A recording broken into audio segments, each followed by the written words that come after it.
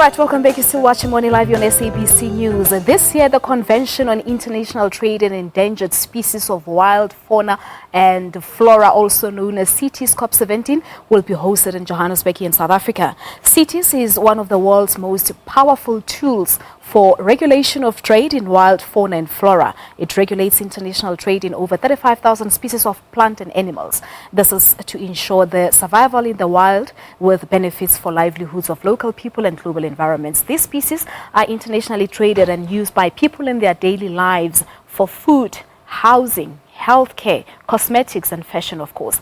Joining us this morning in our studios here in Johannesburg is the Deputy Minister of Environmental Affairs, Barbara Thomson. Deputy Minister, good morning to you and welcome to Morning Live. Good morning, Palisa, and thanks for the welcome.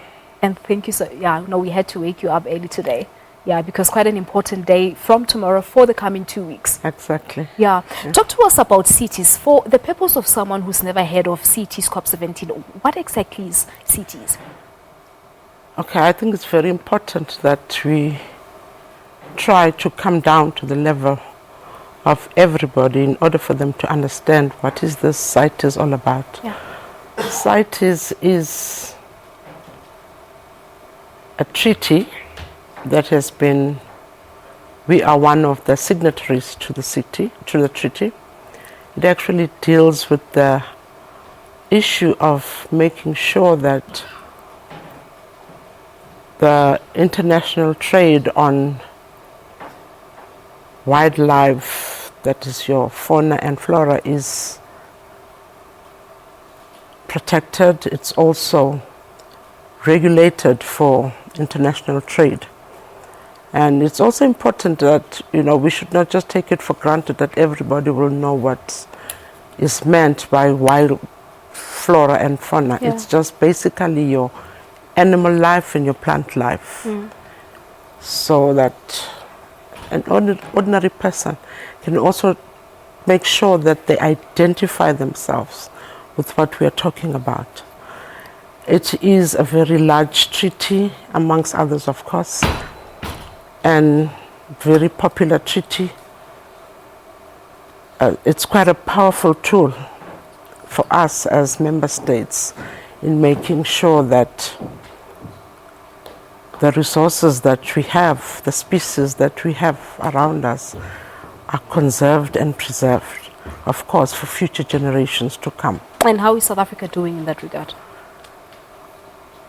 I think South Africa is quite radical on the issue of conservation. If you look at the rhino, yeah, if it wasn't for the leadership that is in place, we would have not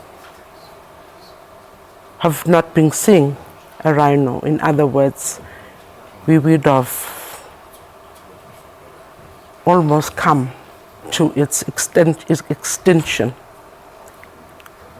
But because there are so much measures that are put in place, here we still have a few rhinos. Yes, we have been challenged, quite a number of them, about 700 rhinos have been poached this year. But we have tried to put our acts together and put some better effort in making sure that, these rhinos are conserved and saved from the poachers. And Deputy Minister, how is the CITES governed?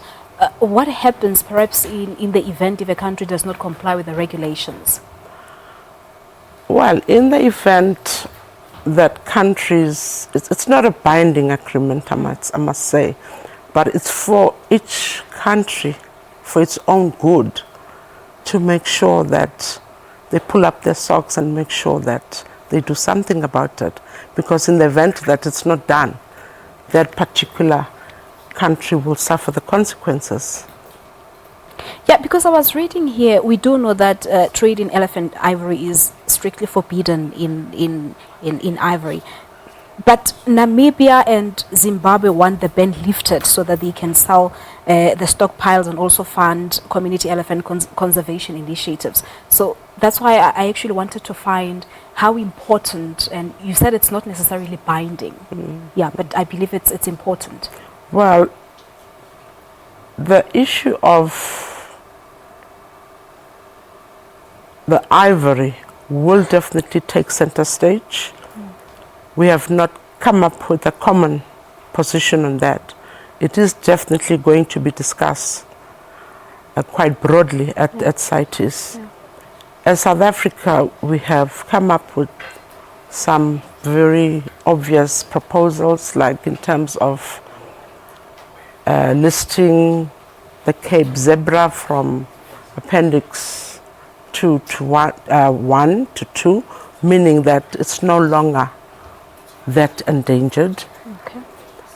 And we have also going to come up with the listing of the pangolin from Appendix 2 to 1, which means it's actually a no-go area. Okay. And you'll have species like your African ginger. It will also be moved from 1 to 2. That will allow countries like South Africa, Mozambique, Swaziland, and Zimbabwe to make sure that they promote their international trade on it. Because remember, these species come with benefits to communities. So where possible, some of these listings have to be relaxed a bit. Okay. Yeah. All right. No, that's where you're going to leave it, but it starts tomorrow. It will be for the coming 2 weeks. Yes, President Jacob Zuma will yes. deliver a keynote address. All right. No, thank you so much for your time, dear. Thank you very much. All right, there you have it. That's the Deputy Minister of Environmental Affairs, Barbara Thomson, talking to us about CITES Cop 17 that will start in Johannesburg here tomorrow for the coming 2 weeks. We'll be keeping an update or keeping an eye on the conference. Well, it's time now for your sport.